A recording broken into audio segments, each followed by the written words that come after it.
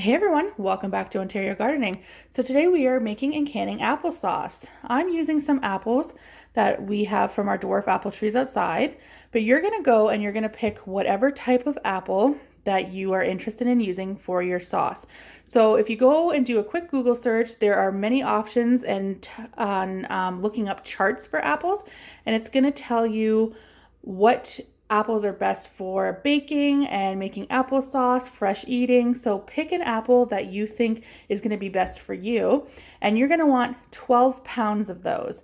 Once you have your 12 pounds, you want to core the apples, and then you're going to want to cut them into little diced pieces. Let me just quickly show you.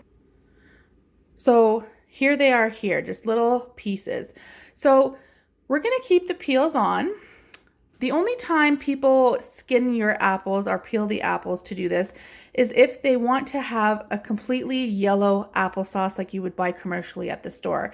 And that's okay, but to save yourself time, to save yourself all of the hassle of peeling all of them, just keep your peels on. The only thing it's going to change, like I said, is the color. So instead of being that yellow applesauce that you're used to buying from the store, it's going to have a little bit of a pink tinge to it. And if you're okay with that, save yourself the time. Also, the skins of apples have a lot of different vitamins in them, so it's really an extra benefit in keeping the peels on. So you have your 12 pounds of apples all chopped up and put into a stock pot. The other ingredients you're going to need is 4 tablespoons of bottled lemon juice and enough water just to prevent the apples from sticking when they're cooking. So that is your basic applesauce recipe. Now that is an unsweetened applesauce, just as is. If you're looking to make a sweetened applesauce, you could add 3 cups of white sugar. Totally up to you. That's depending on what you're going to use the applesauce for and if that's something you're interested in. The other thing you can add, the other optional ingredient, so sugar is optional, that is spices. So if you're looking to have like a cinnamon flavor to your applesauce, you can add that. So you're looking at 4 teaspoons of whatever spice you're using. So I have 2 teaspoons of cinnamon and 2 teaspoons of nutmeg. So 4 teaspoons in total. You could do 4 teaspoons of cinnamon if you'd like. So those are your optional ingredients that you'll add towards the end. But like I said, your basic applesauce recipe, all you need is those apples, the 4 tablespoons of the lemon juice, and a little bit of water. So we have added those 12 pounds of apples to a massive stock pot.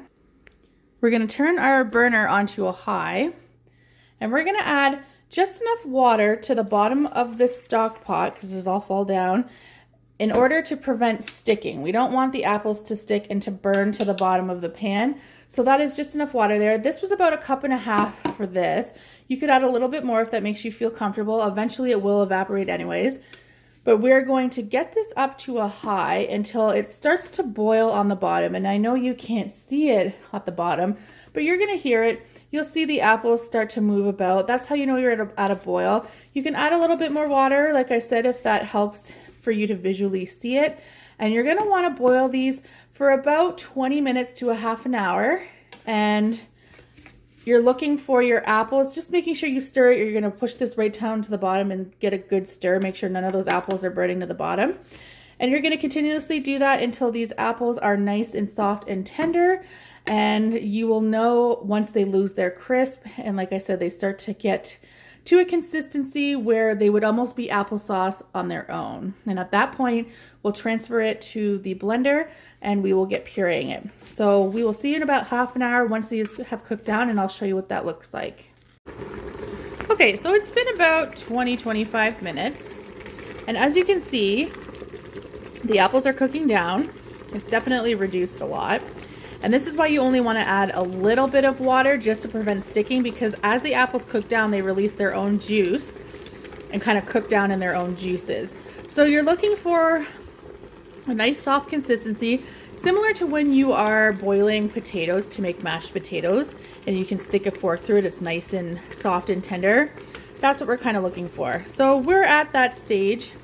As you can see, it's mushy, skins are falling off. We're good. So we're going to turn this off. In the meantime, we have our boiling water going for our canner, and our lids and everything are sterilized. Our jars are good. We've stirred this consistently just so nothing burnt to the bottom. And at this point, we are going to get ready to transfer our mixture over into batches into our blender. So once this has stopped boiling and everything is settled, because we don't want to hurt ourselves, I would say let it cool for about 5 minutes, or just let it sit for about 5 minutes. Then we'll come back and we're going to put it into the blender. Okay, so we are working in small batches, ladling those hot apples into a blender or a food processor, whatever you have, but you're looking to get it into a puree consistency. And as you can see, it's not that golden yellow that you would typically get in the store, and that's from leaving the skins on. But you're getting it to a nice puree, making sure those skins have puree down and it's as smooth as you can possibly get it. And then I just have a bowl on the side that I'm transferring my puree to, so that we can put it back into the stock pot when we're done. If you have a secondary stock pot that you can just pour that right into, that's phenomenal. This way you don't have to waste bowls and stuff to get it back in. But we're just going to continue pureeing this entire batch up, juice and all, into our bowl, and then we're going to put it back in this stock pot and back to the stove. So I will do that off camera and show you what's up when we're done. Okay, so I have the puree transferred back into this stock pot. It is back on the stove. We have it on a medium heat. As you can see, it's starting to bubble again. Now what you're going to want to do is add that 4 tablespoons or 1/4 cup, if you measure in cups, to your applesauce. Now at that point, if you are doing the unsweetened applesauce, we are done. So you're going to want to mix that in, incorporate it just well. And at this point, you could can up your stuff, which will be the next step if you just skip through me adding the sugar. If you're looking for that sweetened or spiced, if you're putting in those optional ingredients, so you could leave it unsweetened and just add, at this point, you're adding your spices and you still have an unsweetened spiced sauce. Or if you're doing a sweetened sauce, at this point, you're gonna add your sugar. So, totally up to you. If you are adding the sugar and making a sweetened sauce, you are looking at making sure everything is incorporated, all those spices and all those sugars. And you're going to want to just heat it up for about 5 minutes. And the reason that you're wanting to do that is to make sure that that sugar is nice and incorporated and dissolved into this applesauce. So I'm going to leave this on here just on a low medium, just enough for it to be hot. Continually stirring to make sure nothing's burning to the bottom. And then we will can her on up. Okay, so we've ladled the hot applesauce into our jars. I'm doing pint jars. You're going to want to leave 1/2 inch headspace, wipe that rim with a clean, damp towel or cloth, and attach a lid. Put your band on fingertip tight. You don't want to over tighten your band, otherwise you risk siphoning inside of the canner, which is where the lid collapses and buckles. So I can only do 6 at a time. Make sure if you're keeping your applesauce, if you have any left over that you're going to do in a second batch, it stays warm and nice and hot, because you don't want to put cold substance into a cold jar and then into a hot bath. Otherwise, you risk exploding your jars. So pints and quarts are both the same processing time. We are going to put them into that boiling water canner for 20 minutes. And then I will show you what it looks like when we're done.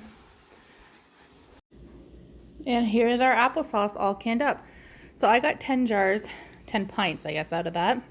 So here's what it looks like. So as you can see, it's not that yellow store-bought consistency. I actually have one of those right here. And as you can see, it's a total difference in color. But to me, that looks better anytime over this. Anyways, thanks for watching. We'll see you in the next video. Bye.